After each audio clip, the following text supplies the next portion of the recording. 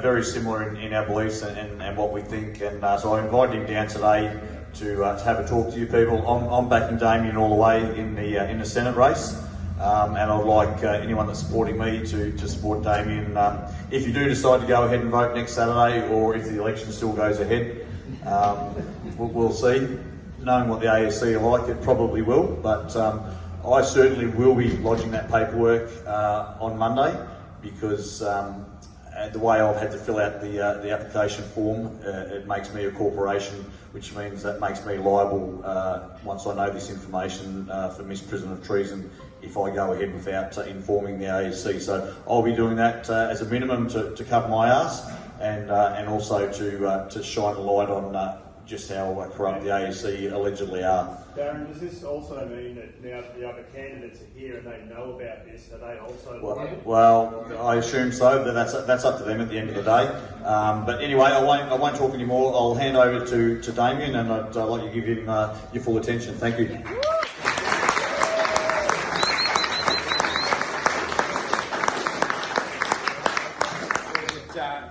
Well, watch out for the cord.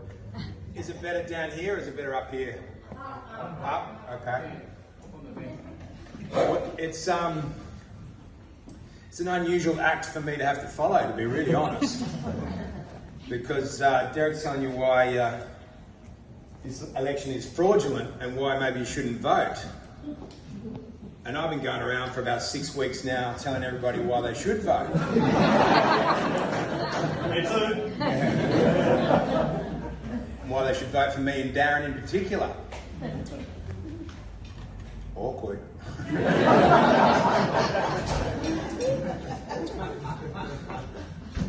I've heard a lot of these things. You know, I'm not saying Derek's wrong, but I've heard a lot of these things for 2 years, basically. And I have no doubt in any of them. So many people have presented to the Fair Work Commission because they shouldn't have had to have got a jab or a second jab, or they've been injured on the first jab and therefore they didn't want to take a booster or whatever the hell it was. Nothing. Nothing. No response from any of the institutions of state. The media's ridiculed and mocked us. The judiciary's been absolutely silent, and the unions have been absolutely complicit in making sure that nobody's voice is actually heard. And that's why I'm standing up. So whether this is a fraudulent election or not, whether there is misprision of treason or not, who's going to enforce it? Who's going to even uphold it? What judge that values his career and his holiday home on the, in Lawn or wherever else it is, and paying off his mortgage, his 2 mortgages and his Porsche or whatever the hell it is going to say no worries? I'm happy to stand against it. Everyone keeps telling me that Daniel Andrews is a criminal and they're going to go to Myrtleford and they're going to have him shut down for misprision of treason. It hasn't happened yet. People have been at it for 20 years to bring this guy down. Should he come down? Absolutely. Is there a problem in all of our institutions? There is absolutely a problem in all of our institutions, and that's why I'm standing running the Senate this election.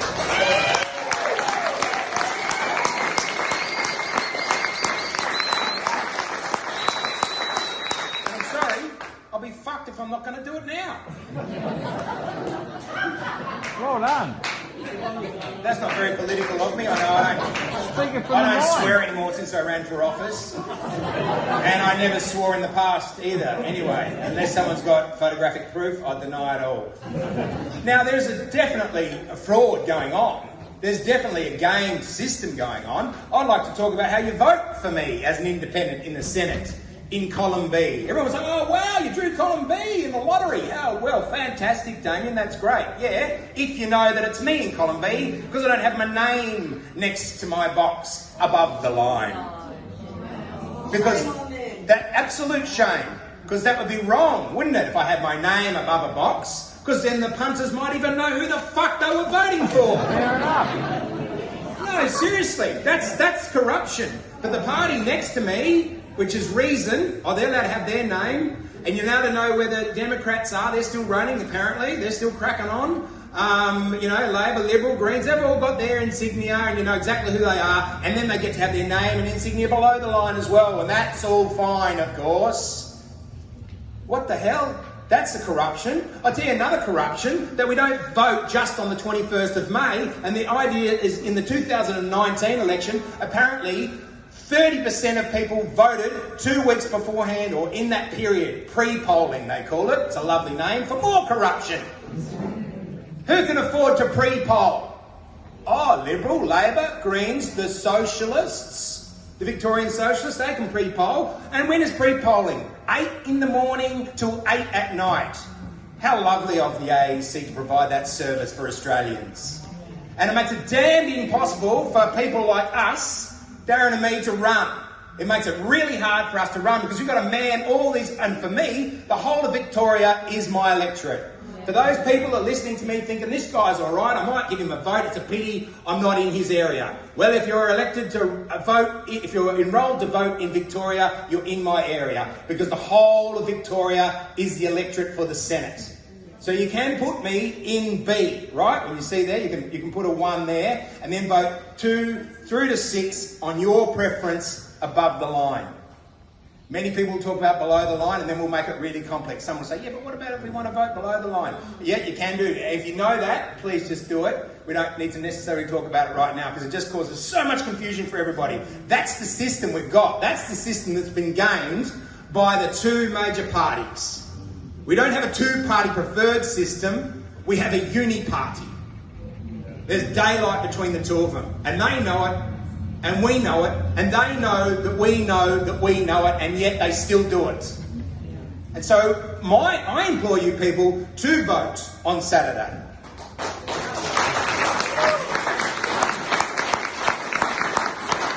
Because I tell you what, come the 21st of May, there'll still be a parliament in Capitol Hill in Canberra, and it'll still be enacting laws, and what I've seen over the last 2 years, and even previous to that, they'll still be enacting laws that oppress average working men and women of Australia. Yes. And those laws will be enforced by the power of the state. And we've seen that as well. Furadan. Furadan, exactly right. Well, he's a state politician, but nonetheless, they're all the same. They're the same colour. Liberals blue and Labor's red. And I worked out if you mix them together, you get purple. And that's the colour they should all be wearing because it's the colour of the AEC. The bureaucrats that rule all over it. And it's basically bureaucrats that are ruling all over all of us at the moment. It's been going on for a very, very long time. They talk their own language. It's a language of cultural Marxism. And that's what I want to talk about. And that's why we end up in this situation that is being discussed today, because of cultural Marxism. They undermine all the institutions. The institutions have been undermined for a long time. I went there. I went to university in 1986. 87, sorry. Cut myself short there a bit. 87. And I learned about sexism and racism and all these things I hadn't really known about before. My family seemed like a pretty normal, sort of white, working class family. And then I found out they're all a bunch of sexist racists. So I went home and told them. They were disappointed that I was the first person in my family that had actually gone to university. They were really proud of it until I got home and I came home and told them what was wrong with them all. They were paying my fees. They were paying for it all. What an outrage. And anyway, justice has been served because I've got my own children now. And they do exactly the same sort of stuff to me. But it's been institutionalised. It got institutionalised. And first they divided men and women. And how well have men and women been doing in this country since our original sin, which of course was settlement. In 1788, January the 26th, we committed the original sin, which was actually to settle the country in the first place, and that's what the cultural Marxists use against us. And they're all in it. They're all doing it. You see them get to a fork in the road when they're asked difficult questions on TV, and you see them go, I'm going to weasel now because there's no way I'm heading down there. I'm not heading towards any truth, because if I speak any truth, everyone's going to come after me. The media won't report them anymore. I'll get the Pauline Hanson treatment. It's right what you say about Pauline. I did see her when everyone got locked up in the Housing Commission. She was carrying on about it, saying it was an outrage and stuff like that, and they put her on the TV then so they could mock her. They had her on the TV because they knew they'd say outrageous things that she could be mocked for. So they will pull her out on the TV when they want to pull her out. So I get it. It's cultural Marxism. But it's insane. And they've been doing it for a long period of time. And it doesn't matter what you do, you cannot make up for it. There's no means of making up for the fact that this country was settled on the 26th of January 1788. But what you're allowed to do is give lip service to how terrible it is and how horrible it's been, and then still make as much money as you possibly can from the very continent that was established in the fucking first place.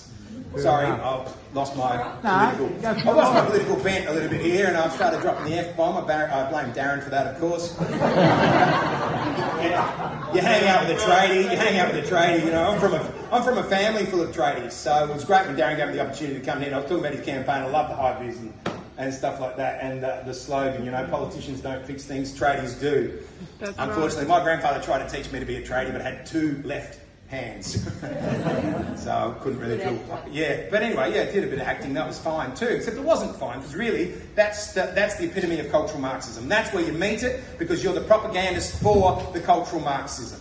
And that's why they've all got the same opinions. Leonardo DiCaprio has exactly the same opinions as someone working in a back room in La Mama for a co-op in a theatre show. They've got the same opinions because they have to have the same opinions. No one comes and taps you on the shoulder and says, by the way, these are your opinions on climate change, okay? You just know to go along, to get along, they're their opinions you have to have. And then your opinions eventually you're going to spruik. You're going to spruik all those opinions in every script that comes along your desk. And once you see it, you can't unsee it. You can't unsee it. So in the end, you become a really irritating person to have around if someone turns the television on. Because you start yelling at the bloody thing. You want to tip it out. And I go, just hang in there. You know what I mean? It's like, it's a good program. You know, as far as I'm concerned, there's no good programs on television because they're all cultural Marxist programs. It's all about undermining whatever we've achieved as a Western nation. Now, a lot of people have come here. A lot of people come here as a result of the achievements we've made as a Western nation. Okay? Now, why are they here? They're here for the freedoms. And what I would implore to Australians is to let these other Australians that have come more recently know that's exactly why they're here. And so many people I know now are saying, I want to go back to the country I came from.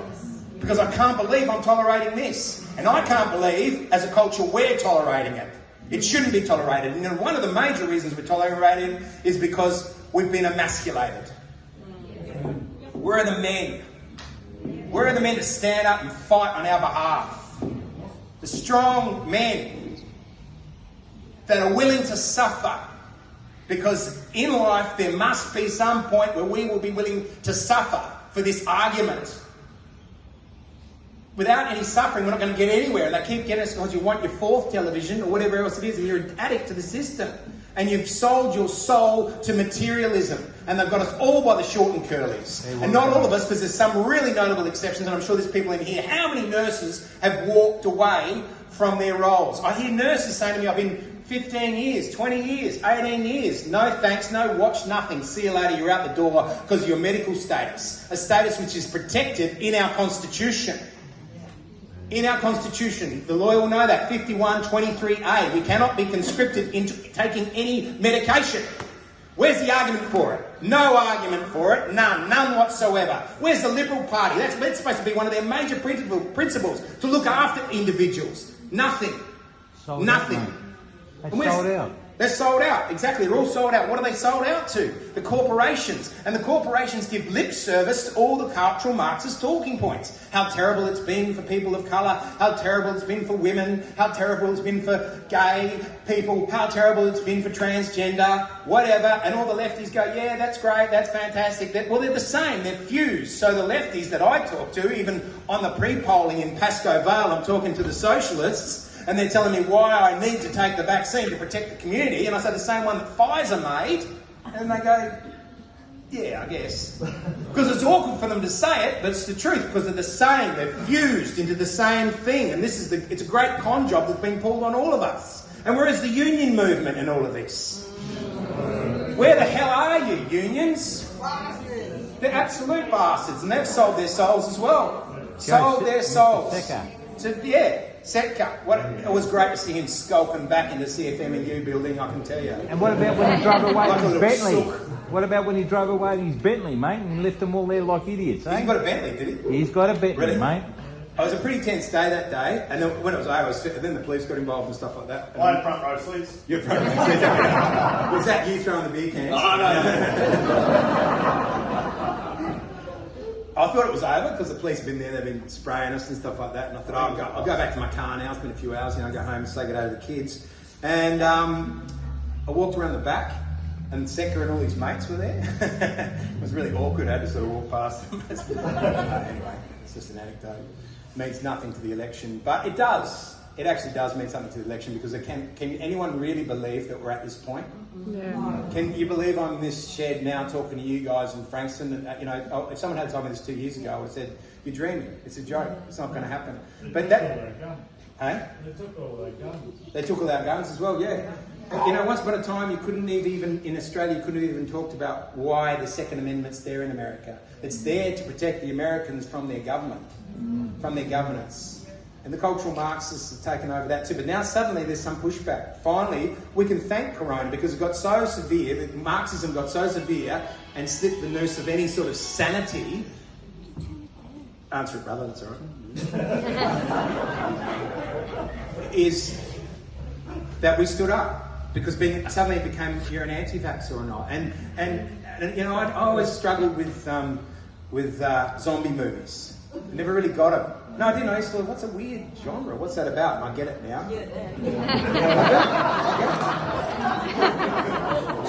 No, you see the zombies walking around and they just don't care about the narrative. You're an anti-vaxxer, you're a fascist neo-Nazi wearing a tracksuit.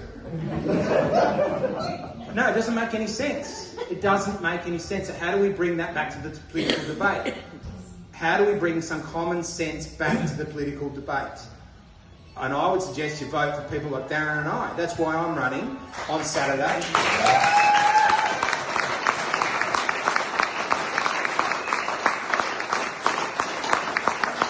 Bring back a common sense approach. I was a working class kid, had a bit of the smarts and went to university. Basically is what happened. I studied a politics and drama major, and Ronald Reagan was the president at the time, so I thought it might be a good marriage, do you know what I mean? And I did okay in acting and stuff like that, but I'd always had a political interest and stuff, and now it's just like, oh my God, you need to stand up. I feel destined to this moment. I really do. Sometimes I feel overwhelmed with that sense of purpose and destiny. We've all got it. That's why we're here. Since when have Australians rallied to a political cause like this? For years now. We've been doing this for 2 years. But the thing that frightens me, and the things do frighten me, and is it a trap? I could not say, honestly, I know it's not a trap. Couldn't possibly say that.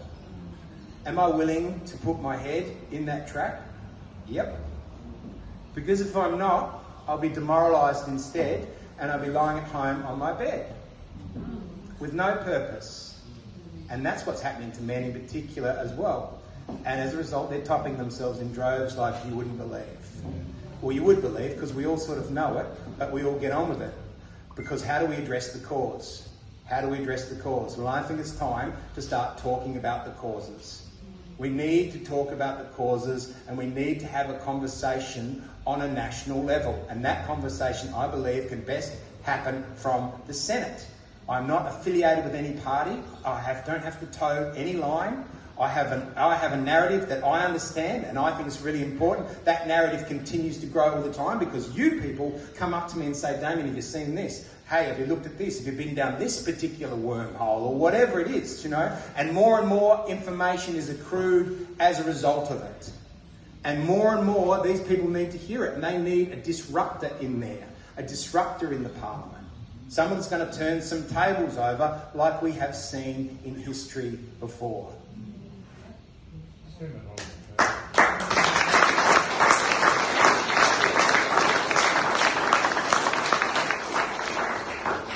And it's one of the few times now, and as I get older and I see younger people coming through and stuff like that, and you can't help but get that bit of that sort of envy that is part of being human. I go, well, actually a political career is a time when your experience actually does mean something. It's actually worthwhile. There's something you know from having lived life for an experience of a certain amount of time, having been married, having 3 kids, having had a really traumatic divorce, all these sorts of things, and they're not perfect, and I ain't no perfect individual. Not in the slightest. but I'm certainly willing to stand up and fight for truth and honesty and some sort of integrity in a system that man has so badly let us down, and where it's headed I find threatening, and I find it really, really, really dangerous. And unless we find an ability to stand up to it, we're stuffed. And we had the biggest protest movement in the country's history, in its history. The Vietnam moratorium people like to talk about, and as a demographic, maybe there's more of us than there was, but that was covered. That got really pleasurable, favourable coverage. It was terrible what we were doing to the yellow people. You know what I mean? Those guys that came back from there were treated accordingly. How the media trained us to treat them. Well, we assembled 4 weekends in a row, 500,000 people, and the media ignored it.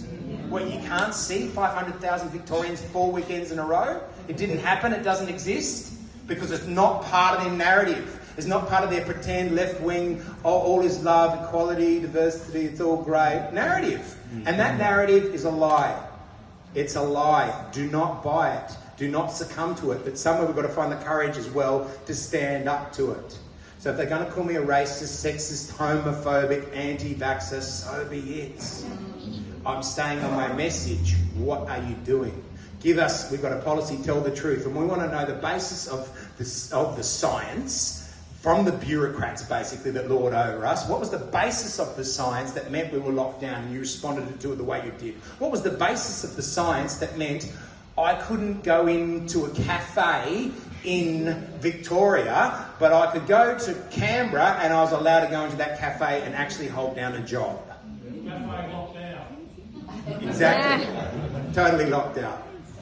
All right in Canberra, but not all right down here. And I could go on and on and on. We've all got a version of that story. You know what? We haven't got one. It's like overwhelming. And I can understand why the zombies don't want to hear it, because in a way, it's too difficult to hear. Because if you hear that and you accept that as truth and acknowledge it as the truth that it undoubtedly is, what next? What next? Yeah, because we're at war. We're at a war like we have never been at before. It's not like when you knew where the enemy was coming from. Proud of my grandfather's war service. But the Germans were the enemy, or the Japanese were the enemy when he was in New Guinea.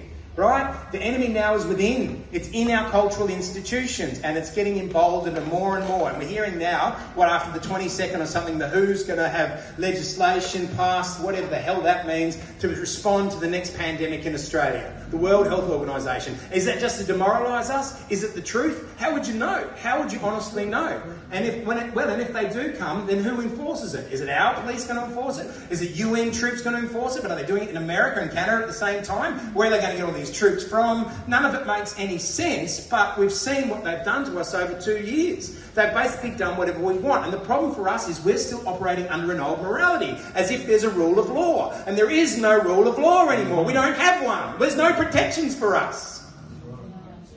Well done.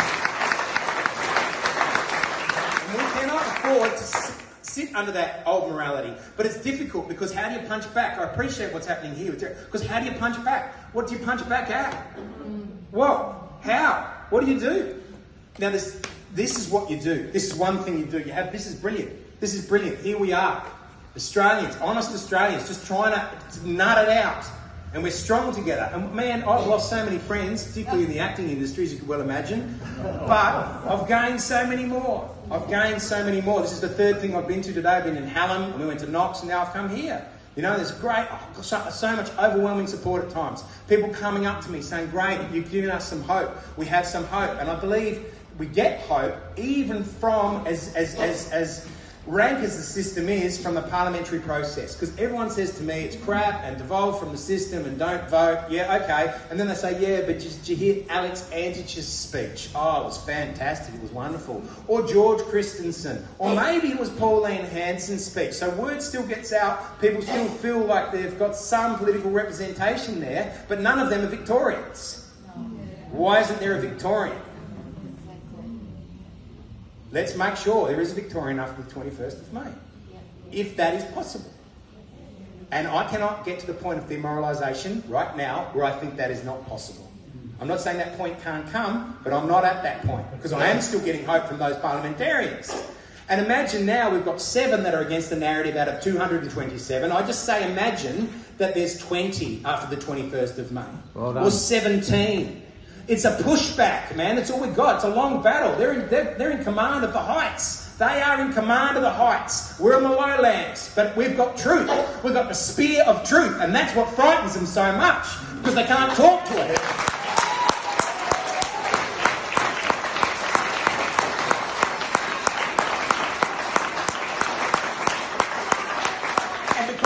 Talk to it. Instead of talking to it, they tell you to shut up and they silence you instead because they can't deal with it. But we've got to trust the truth and the spearhead that is the truth. And it wins eventually. Unfortunately, it took 70 years to win in the Soviet Union. Let's hope that's not the case for us as well. We're headbutting. That's what we do. And the only way we can do it, and like Solzhenitsyn, you read any of Solzhenitsyn, right? And he ends up suffering in the Gulag, writes a master work in there, the Gulag Archipelago. But he just, why didn't anyone speak up when there was still a time to speak up? Why didn't anyone do anything when there was still a chance to actually have something done? And the destruction of that culture, and even when it finished after 70 years, you're writing stuff about called Under the Rubble, because they're all coming out from a rubble. They don't even know how to think anymore, because that's what it does to the human. That's what it does to the human, to be locked up for 2 years under just the most ridiculous circumstances with no truth. And that's what it's going to do to us as well. But we can fight. We can fight. We have to fight. We have no choice but to fight. We are the cultural warriors in this battle for the other side. So please, I implore you, whatever you think you need to do and whatever has to happen to help Derek on his journey to bring about his legal solution. I might add that there is a problem with too many lawyers in the Parliament as well. I think it's been corrupted by, you have to have a law degree. They go, oh, why would we vote for you? You're an actor. How do we know you're not acting?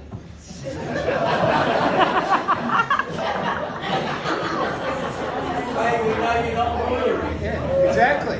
You're a fucking lawyer, mate. What do you want? You know, and every single one of them. It's the Greens, lawyers, Labor, lawyers, Liberal, lawyers, Nationals, lawyers, they're all lawyers. You know, the Gillard government's claim to fame was, oh, we're a very short government, but we enacted more laws per capita than any other government that had, oh, really? Wow, great. So there's more confusion in the community, so you don't know how to move and what to do because is that legal or not legal, but it's covered by a different statute, so we can argue from this way and we can argue from that way, and we can all just keep arguing until the cows come home, and then they just use legalese against us every single time to tie us in absolute knots and then just strip you of all your money so you just never stand up for yourself. Just keep your head down and just work and don't worry about it. Buy a new TV and get the propaganda coming into your lounge room. Well, no, man, it's enough. It's big. It's a big ask. It's a big undertaking. I know these are big considerations, really big considerations, but they're being placed upon all of us, whether we like it or not. And it's a spiritual battle. Ultimately, it's a spiritual battle of good versus evil. Life and death. Yeah, and it's life and death. So I feel like that's my presentation, because I can go on a bit long sometimes. That wasn't a joke.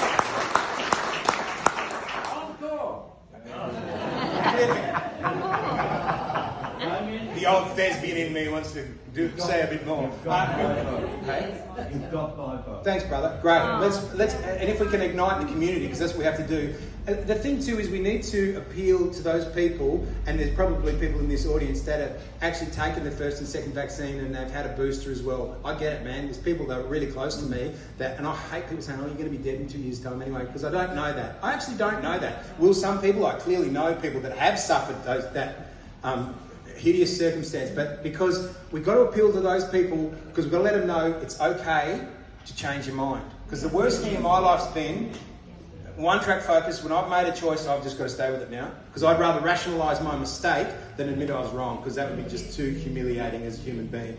So we have to let those people know, and it's okay, man, you can jump off of that freight train whenever you want. You don't have to stay on it, and this is the safe place to come. Because what were we shown? Absolutely no compassion whatsoever. Absolutely none whatsoever. So we can actually bring healing to the community. And again, we have goodness on our side. We have goodness and truth and justice on our side, as it should be, as I thought it would be when they had all these different things about you can't discriminate under any circumstances. Read Maurice Blackburn's, the lawyer, the great he was a communist when he started. Then he got elected to the state parliament as a Labor parliamentarian. And you read their code against discrimination.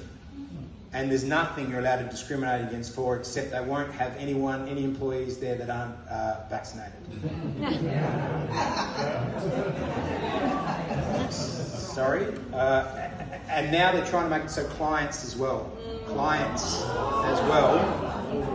Now they'll protest it, and then they'll back off and go, no, we never said that. That never happened. And then they'll try again. You know how it works. They just keep pushing, they find another way in, back off for a bit, push in again.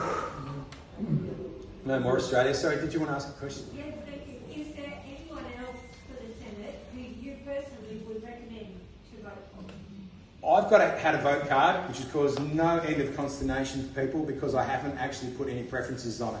Yeah. But if you want to, I have and it's just caused more trouble than it was worth. Because it's a game, it's a game. Oh, no. And even Clive's mob, and I don't want to bag out Clive's mob, I'd rather bag out Liberal and Labor. As soon as the election's called, they're doing backroom deals to work out preferences because they know how important preferences are. And so what they'll do is go, look, we've got a chance in Western Australia, and you've got a chance in this seat in Queensland. So if you preference us in the seat in Western Australia, we'll preference you in Queensland. You know, all these deals go on. Now I get it, they're strategically manipulating the system to try and win. Okay, I understand that. But that's what's going on. There's all these backroom deals. So I try to stay out of it. But a lot of people will say to me, yeah, but oh man, I won't even vote for you because I just don't know what I'm going to do. Okay, fair enough, it's a complex system. So I've pinned how I'm going to vote on the 21st of May because I'm not voting till the 21st of May, the date it's supposed to be. Because we still don't know what's going to happen in the next 5 days. Like we're here and here. Maybe, you know what I mean? They're going to try and stop the election altogether. So if you want to know how I was going to vote, it's on my Facebook page and you can see that on my paraphernalia. Also, we need, I'll ask, yep. Yep.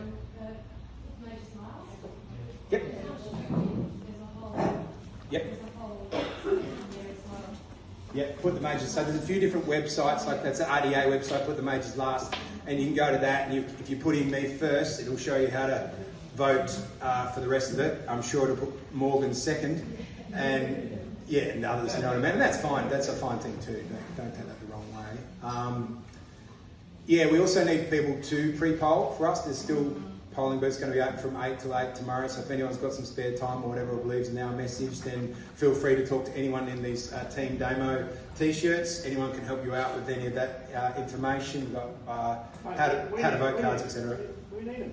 Oh, you're right. Well, Darren's going lower house and I'm going upper house, so it's totally fine. There's no conflict of interest there. You can hand out Darren's and have one just yeah, that's sweet. hand out yours as well. Yeah, well, as long as that's okay with Darren, because I don't want to steal it, you know what I mean? So make sure that's okay with Darren. I think it is, but that, you know.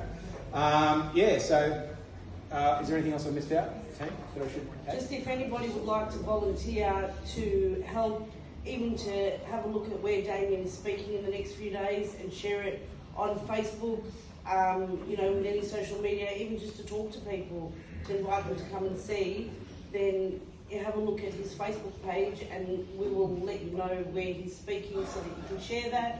You can come and see him as well. And then we also have, talk to anyone with a blue t-shirt.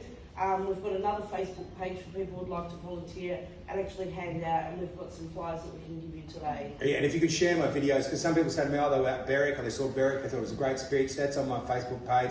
Please share it. That's how my message is getting on. The mainstream media aren't going to go anywhere near me. I had an interview actually booked to go on ABC Gippsland because they were interviewing other people, and one of my supporters rang up and said, oh, why don't you interview this guy? He's actually been in Trafalgar actually that weekend. And he said, okay, yeah, cool, we'll interview this guy as well, no problem. So I rang his producer, they put me straight through to this guy, this presenter. I said who I was, and he said, no worries, we'll interview tomorrow. This was Wednesday. He said, tomorrow at 12:30.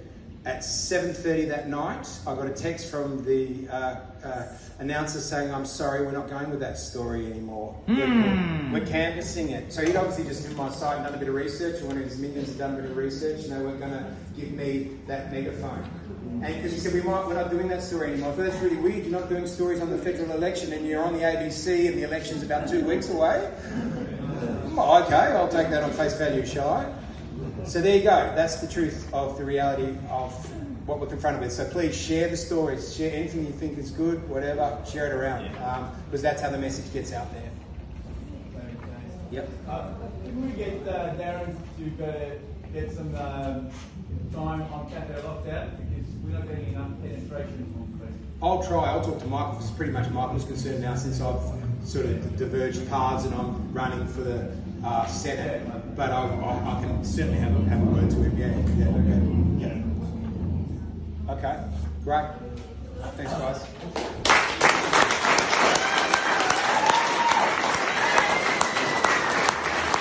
Spoken by D. Richardson, authorised by D. Richardson, Melbourne.